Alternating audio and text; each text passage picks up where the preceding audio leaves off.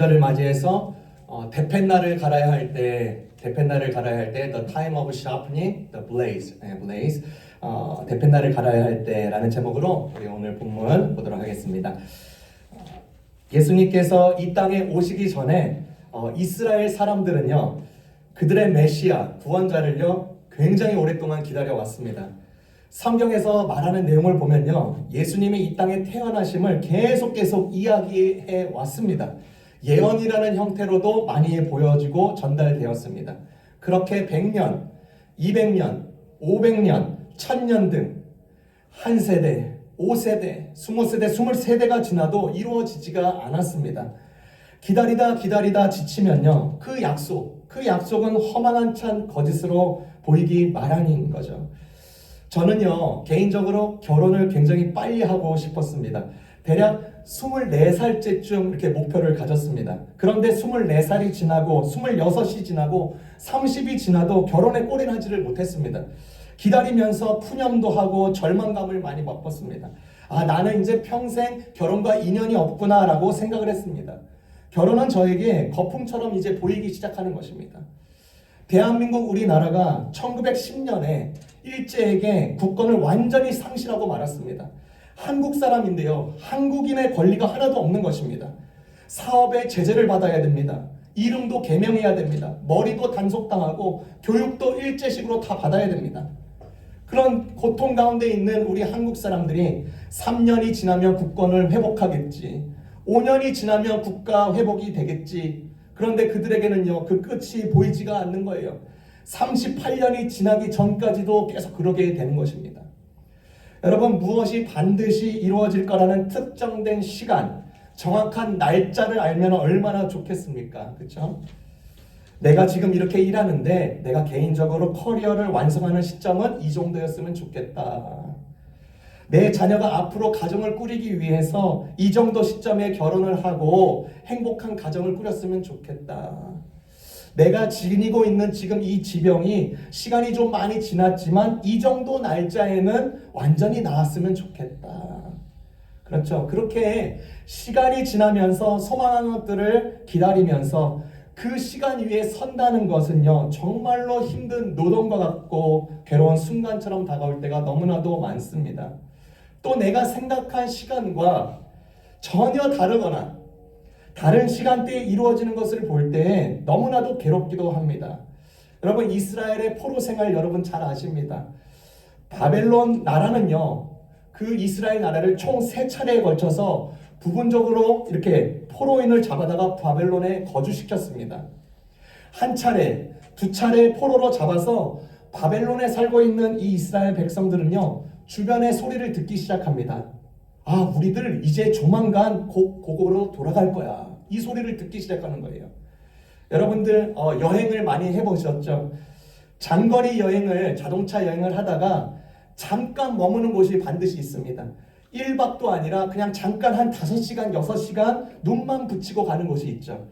그곳에는요, 도착해서는 여행용 수케이스를 다 풀어놓지 않습니다. 그저 칫솔만 꺼내고 차저만 꺼내고 금방 눈 뜨자마자 떠나야 되니까 여행용 수케이스를 그냥 다 놔둬둡니다. 포로에 잡힌 이들이요, 예루살렘에 여전히 지금 그 하나님의 성전이 굳건히 세워져 있고 또 신실하게 믿는 사람들이 있으니까 그 바벨론 포로 생활하는 사람들은 이제 곧 하나님 가만히 있지 않으시고 우리를 고국에 돌려 보내실 것이라고 확신했습니다. 정말 곧 돌아갈 것이라고 믿었어요. 자신들의 수케이스를 다 풀어놓지 않고 다음날 여행 떠날 듯이 그렇게 채비를 갖추고 있는 것입니다. 그런데 그 당시에 예루살렘에 거주하고 있던 예레미야 선지자가요, 이런 말을 전합니다. 하나님께 받은 메시지를 전했어요. 바벨론의 포로 생활을 지금 지내고 있는 사람들에게 이런 말을 했습니다. 예레미야 29장에 나오는 내용인데요. 너희가 거기서 정착해라. 70년이 지나서야 너희가 본국에 돌아오리라. 여러분, 내 생각과 내 판단에는 3주 후면, 한 달 후면, 2달이면 곧 본국으로 도달할 것 같은데 그들의 운명과 미래는 이 70년이라는 시간의 바퀴를 굴려야만 했습니다. 이스라엘 백성들은 그렇게 생각하겠죠. 이제 70년은 어떻게 버티란 말이야. 어떻게 70년을 기다리란 말이야? 고국에 있는 내 친구, 내 문화, 내 이웃들을 못 본단 말인가? 한탄하면서 괴로워하기 시작합니다. 오히려 그 메시지에 대해서 반감을 사기 시작합니다. 이런 절망에 빠진 이스라엘에게 하나님은 강력하게 권했습니다. 거기에서 정착하라. 아들과 딸도 장가시키고 시집시키고 집안을 세워라. 가수원을 가꾸고 열매를 기르고 거기서 정착해라. 이 말은요, 시간을 버텨가면서 꾸역꾸역 버텨가면서 절망하거나 기다리지 말고 시간을 지혜롭게 사용하면서 기다리라는 말씀을 하고 있는 것입니다. 이처럼요, 기다림에는 두 가지가 있습니다. 여러분, 땡스기빙 때 터키 만들어 보셨죠? 터키 요리를 할 때요, 터키를 오븐에 넣고 몇 시간 기다리지 않습니까? 4시간에서 한 5시간 기다립니다. 그 4시간을, 5시간을 어떻게 기다리고 있습니까? 그 시간을 잘 보내는 방법이 있습니다. 다른 일을 하면 됩니다. 타이머를 맞춰놓고 마음껏 다른 일을 하면 됩니다. 그러다가 타이머가 울리면 터키 요리가 딱 완성이 되는 거예요. 이렇게 터키가 완성될 때까지 다른 일도 하면서 4시간 다른 일에 쓰면 됩니다. 그냥 소비하는 게 아니라, 흘려버리는 게 아니라 다른 일 하면서 시간을 사용하면 터키도 만들고 내 할 일도 할 수 있는 일석이조가 되는 것입니다. 진정한 기다림은 그래서 터키를 진지하게 바라보면서 터키를 바라보면서 저거 왜 안 익어? 저거 안 되는 거 아니야? 의심하면서 저렇게 익어가고 있구나. 혀 낼름낼름 거리면서 그거 쳐다보고 감동 쌓고 있는 게 아니라 그것은요, 그냥 시간의 지나감에 그냥 속하는 것입니다. 진정한 기다림은요, 이와는 다릅니다. 뭐냐면 예를 들어서 유대인의 결혼 풍습을 예를 들 수가 있을 것 같아요. 유대인은요, 정혼 후에 결혼을 합니다. 정혼 후에 결혼해요. 요셉과 마리아를 보면 알죠. 정혼 후에 아들은 그때부터 가장이 될 수 있는 그 가장을 책임질 준비를 하기 시작합니다. 아버지가 그 아들을 보는 거예요. 그 준비 기간에 결혼을 기다리고 있는 그 기간에 아들이 이제 준비가 되었다 싶으면 아버지는 아들에게 이제 신부를 데리고 오라고 말을 합니다. 결혼 결정은요, 아버지가 합니다. 그래서 성경에 보면 예수님께서도요, 때에 대해서 말씀하실 때 아버지가 한다라고 말씀하세요. 결혼을 준비하면서 기다리는 아들도 대충 알아요. 대개 1년 정도 내에 합니다. 그러나 정확한 날짜는 아버지가 결정합니다. 그래서 아버지가 안다고 하시는 거예요. 아들은 정혼했다고 해서 결혼 때까지 시간의 지나감, 그런 형식으로 대처하면 안 되는 것입니다. 진정한 기다림은 일하는 형식으로, 그 기다리면서 내가 가장으로 또 준비하고 우리 가정생활을 어떻게 할 것인지 머리를 굴려가면서 열심히 성실하게 또 이렇게 애를 낳았을 때 어떻게 할 것이며 그렇게 일하는 형식으로 준비하면서 기다리는 것입니다. 잘 준비된 모습, 일하는 모습이 만족스러우면 이제 아버지가 이제 아들을 향해서 결혼 날짜를 잡는 거예요. 이처럼 시간은 스펜드의 도구가 되기도 하지만 웨이트의 도구가 되기도 하는 것입니다. 스펜드의 도구가 된다는 것은 시간이 지나가야 무언가가 이루어진다는 것입니다. 예를 들어서 마치 시간이 지나야 나는 졸업한다, 그런 것처럼. 그러나 진정한 기다림은 일하는 형식으로 내게 맡겨진 그 임무를 성실하게 하는 가운데 하는 기다림인 것입니다. 다른 말로 하면 똑똑하게 시간을 쓰면서 기다리는 것입니다. 며칠 전에 우리 교회 마당에 제가 이제 집으로 이제 갈 때 독수리와처럼 생긴 새와 또 그리고 그 근처에 반대편에는 까마귀 3마리가 놀고 있는 게 보였습니다. 독수리와처럼 생긴 새가 저희 교회 간판에 우두커니 서 있어서 매서운 눈으로 이곳저곳을 막 살피고 있는 거예요. 마치 훌륭한 경비나 파수꾼처럼 우리 교회를 위해서 헌신한다는 듯이 보여서 웃음이 났습니다. 그런데 동시에 시커먼 까마귀 3마리가 그 간판 옆 3m 거리에서 먹을 게 없는지 기웃거리면서 있었습니다. 훌륭해 보이고 늠름해 보이는 이 독수리와 같은 새를 보다가 까마귀를 보니까 영 재수가 없네, 순간 이런 감정이 들었습니다. 근데 사실요, 여러분, 까마귀는요 아주 똑똑한 녀석입니다. 똑똑한 녀석들이 교회 우리 마당에서 놀고 있으니까 금세 기분이 좋아졌습니다. 왜 이 까마귀들이 머리가 이렇게 좋을까? 이유가 분명합니다. 대개 새들은요, 일생의 80%, 90%를 먹잇감을 구하기 위한 활동으로서 다 시간을 다 써버립니다. 먹이를 구하는 것만 90%를 다 쓰는 거예요. 그런데 까마귀는 잡식성이라 다양하게 먹기 때문에 1시간만이라도 자기가 먹을 걸 다 충분히 구할 수가 있습니다. 다른 새들보다 시간 활용을 너무나도 잘 할 수 있으니까 높은 곳에 올라가서 이곳저곳 구경하고 이런저런 궁리하면서 생각하니까 똑똑해지는 거예요.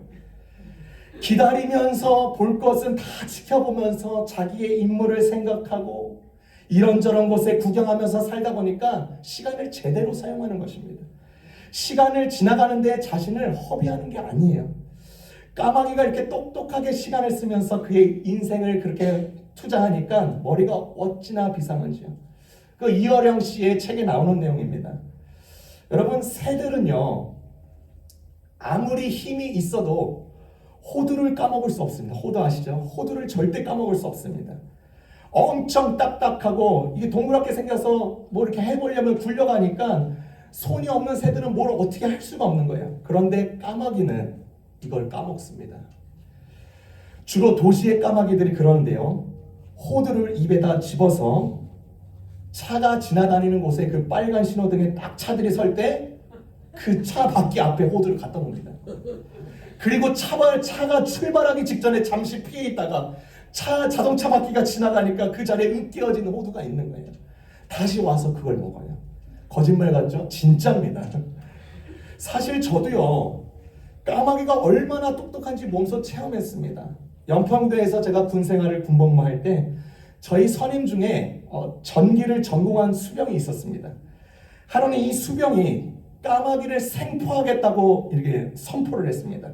장담을 했어요.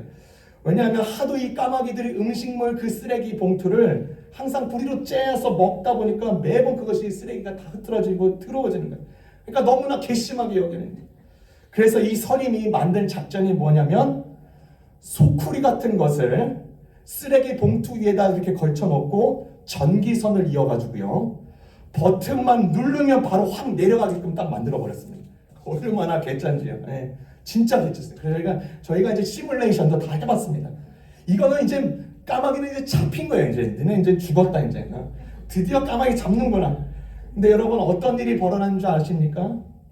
까마귀가 그 덧통을 설치한 쓰레기 봉투에는요, 얼씬도 안 합니다. 왜 이렇게 기다리는데 왜 안 오는 거야 했는데 뒤돌아서 이렇게 봤는데요, 저쪽에 까마귀 떼들이 저희가 하고 있는 짓을 다 쳐다보고 있습니다. 얼마나 소름이 돋았는지. 너희들 개수작에 안 속는다, 이런 표정이었어요. 얼마나 분했는지. 여러분, 까마귀는요, 다른 새들처럼 자신의 일생의 80%, 90%를 먹이를 구하는 데만 쓰는 게 아니라 남은 시간을 높은 곳에 올라가서 이것저것도 구경하고 생각하고 궁리하고 똑똑하게 시간을 쓴 결과인 것입니다. 여러분, 오늘 본문을 보면요, 예수님과 동시대의 인물이 나옵니다. 예수님보다 약 6개월 먼저 태어난 인물이죠. 침례 요한입니다. 이 침례 요한은 그에게 주어진 시간을 똑똑하게 사용하기로 결정을 했습니다. 자신의 인생을 그저 버텨면서 시간을 허비하지 않기로 했습니다. 특히 메시아가 오기 전 유명한 예언에 대해서 자신의 삶을 거기다 쏟기로 시작했습니다. 그 예언은 2절, 3절에 나오는 내용입니다. 보아라, 내가 내 심부름꾼을 너보다 앞서 보낸다. 그가 너의 길을 닦을 것이다. 광야에서 외치는 이의 소리가 있다. 너희는 주님의 길을 예비하고 그의 길을 곧게 하여라.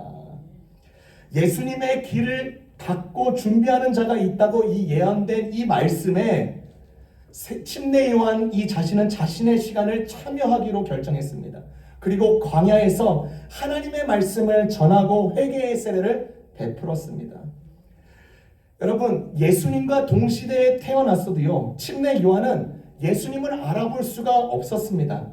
그가 진정 하나님께서 약속하신 메시아인지 아닌지 긴지 알 길이 없었습니다. 그러나 침례 요한은 이사야의 예언된 말씀대로 묵묵하게 그의 시간을 예수님이 오시는 날까지 예수님을 위한 자리를 만들어 놓고 있었습니다. 기다리고 기다린 거예요. 사람들이요, 이 침례 요한을 볼 때요, 예전 예언자나 선지자나 선생님이나 혹은 모세와 같은 지도자로 인정할 정도로 굉장히 뛰어났던 사람입니다. 전심으로 진실되게 하나님의 도를 전하고 공동체를 만들고 훈련하고 본을 보이니까 이 침례 요한의 리더십에 힘껏 동화되었습니다. 그러니까 침례 요한 스스로도 느끼기에도 사람들의 많은 환호와 인정 속에 자신의 어깨가 힘껏 올라갈 만도 했습니다. 그러나 그는 자신의 목적을 잊지 않았습니다. 주님의 길, 예수님의 길을 예비하는 것입니다. 길을 닦아놓고 예수님을 위한 자리를 마련하는 것입니다. 그래서 사람들이 정말 메시아 예수 그리스도가 침례 요한의 공동체 앞에 나타났을 때 침례 요한이 사람들에게 일컬어서 이분이 내가 그동안에 말해왔던 참 하나님의 아들이다 라고 말할 수 있도록 준비해 놓고 있었습니다. 그의 고백을 보십시오. 사람들의 거대한 인정과 영광을 누릴 수 있는 지경에도 침례 요한은 이렇게 말을 합니다. 7절과 8절입니다. 나보다 더 능력이 있는 이가 내 뒤에 오십니다. 나는 몸을 굽혀서 그의 신발끈을 풀 자격조차 없습니다. 나는 여러분에게 물로 세례를 주지만 그는 여러분에게 성령으로 세례를 주실 것입니다. 예수님이 이 침례 요한의 앞에 올 때까지의 기다림은 정말로 언제 어떻게 이루어질지 모르는 상황입니다. 막연하게 기다릴 수도 있는 것입니다. 그러나 침례 요한은 겸손함을 가지고 그는 기다리고 기다렸습니다. 그의 고백에는 진심 어린 기다림이 담겨져 있죠. 여러분, 대용량의 물을 받을 때요, 거대한 용량의 물을 받을 때 아쉬운 것은 작은 그릇밖에 없을 때입니다. 그릇이 너무 작으면 그 거대한 물을 받을 때 너무나 불리합니다. 여러분, 교만은요, 작은 그릇과 같습니다. 거대한 축복이 부어져도 작은 그릇은요, 뒤집어지고 맙니다. 뒤집어지고 말아요. 작기 때문입니다. 그러나 겸손은요, 큰 그릇입니다. 큰 물을 담을 수가 있어요. 많이 담습니다. 침례 요한은 광야 생활하면서 오늘 고백처럼 정말로 그의 몸과 마음을 겸손케 하여서 계속 기다리며 그의 길을 준비했습니다. 그리고 주님을 향한 이 예언의 말씀이 이루어지도록 간절히 기다렸습니다. 여러분, 대패질을 하는 장인들 아시죠? 대패질. 이 대패질을 하는 장인들에게 가장 중요한 작업은 대패질을 해당 물품의 각도에 잘 맞춰서 적절한 힘 조절과 집중을 하는 것, 그런 집중을 다해서 하는 작업이 아니라 더 중요한 작업이 무엇이냐? 대패날을 갈아야 된다는 것. 대패날을 갈아야 하는 시간이 더 소중하다고 여긴다고 합니다. 그래서 막상 이들은 대패질을 하는 시간보다 대패날을 가는 시간이 더 길 수 있다라고 조언을 합니다. 정어승 작가가 그의 책에서 이런 내용을 썼습니다. 이런 내용입니다. 시인인 내가 시가 써지지 않을 때가 있습니다. 아무리 쓰고 싶어도 막막해질 뿐 마음은 깊은 늪 속에 허우적거릴 때가 있습니다. 설사 시가 써졌다 해도 이런 시가 나와 독자들의 현실적 삶에 무슨 소용이 있겠는가 싶어 깊은 자괴감에 빠지곤 합니다. 그동안 저는 잘 갈아 준비한 날선 대패 한 해가 제 손에 들려 있는 줄 알았습니다. 그래서 다소 게으르긴 했지만 그래도 열심히 시에 대패질을 해왔습니다. 그런데 열심히 대패질을 하는 데만 마음을 쏟았지 정작 대패가 어떤 상태에 있는지는 살펴보지 못했습니다. 그동안 대패날은 더 이상 쓸모없을 정도로 무뎌져 있었습니다. 여러분, 이 글을 통해서 저도 제 자신을 돌아봤습니다. 가장으로서 또 목회자로서 대패질만을 고집하고 집중했던 내 모습이 있진 않았는지, 대패날을 가는 시간에도 내 자손을 겸손케 하는 기다림의 시간을 소홀하게 여기진 않았는지 돌이켜보게 되는 것입니다. 여러분, 바다 위에 그 바다와 이제 해변, 바다와 그 모래사장, 이제 딱 그 적경이죠. 그 위에서 드라이브를 즐기는 사람들이 있습니다. 그곳에서는 평소처럼 차를 몰고 제대로 나아갈 수가 없습니다. 역설적이게도 그때는 타이어에 바람을 조금 빼야 차가 나가게 됩니다. 차가 겸손해지면요, 그때서야 나가게 되는 것입니다. 외부 압력이 강해서, 외부 상황이 악화돼서 그런 게 아닌 것입니다. 내가 힘을 주니까 압력이 생기는 것입니다. 대패질만 무턱대고 한다고 다가 아닌 것입니다. 내가 힘 빼면 대패날을 갈 때에 수월하게 나갈 수 있게 되는 것입니다. 침례 요한은요, 약 20년, 30년 동안에 대패질을 하기보다는 대패날을 가는 삶을 살았습니다. 주님을 위한 길을 예비하는 일생이었습니다. 주님을 드러나게 하시고, 주님의 말씀하게 하시고, 주님을 따를 수 있도록 하시고, 주님을 높일 수 있도록 사람들을 향해서 그렇게 계속 선포했습니다. 자기 자신을 향해서도 열심히 대패날을 갉아오고 있었습니다. 침례 요한이 그렇게도 기다리고 기다렸던 예수님이 드디어 나타났을 때 그때 대패질을 합니다. 대패질 뭐였죠? 세례를 베풀었습니다. 그리고 그는 성경에서 자신의 모습이 이제 점차 사라지는 것입니다. 그의 고백처럼요. 오랫동안 고통 가운데서 참고 견디면서 기다리면서 대패날을 갈아왔던 이 세례 요한, 이 세례 요한의 모습을 보면서 또한 우리가 닮아가야 되는 모습인 줄 믿습니다. 오늘은요, 성탄주의를 맞이하기 전에 대강절, 대림절입니다. 이 대강절은요, 단순히 2000년 전에 오신 예수님의 탄생을 기념하는 것만 아닙니다. 이 대강절은요, 우리에게 주는 의미는 무엇이냐? 구세주의 탄생을 기다렸던 그 사람들의 마음처럼, 마치 또 침례 요한처럼 우리가 다시 오실 예수 그리스도의 재림을 기다리는 것입니다. 세례 요한이요, 예수 그리스도를 기다렸듯이 우리 모두는요, 이렇게 세례 요한의 마음을 품고 대패날을 가는 장인처럼 시간을 그냥 버텨가면서 억울해하면서 흘려보내는 기다림이 아니라 똑똑하게 우리의 시간을 사용하여서 적극적인 기다림으로 우리 주님을 맞이하십시다.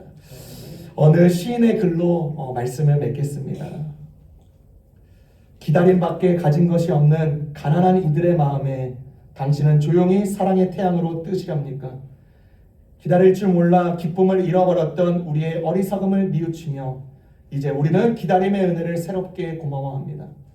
마음이 답답한 이들에겐 문이 되어주시고 목마른 이들에겐 구원의 샘이 되시는 주님, 절망하는 이들에겐 희망으로, 슬퍼하는 이들에겐 기쁨으로 오십시오. 앉는 이에게는 치유자로, 갇힌 이에게는 해방자로 오십시오. 어서 오십시오 주님. 우리는 아직 온전히 마음을 비우지는 못했으나 겸허한 갈망의 기다림 끝에 꼭 당신을 뵙게 해 주십시오. 우리의 첫 기다림이며 마지막 기다림이신 주님, 어서 오십시오. 기도하겠습니다.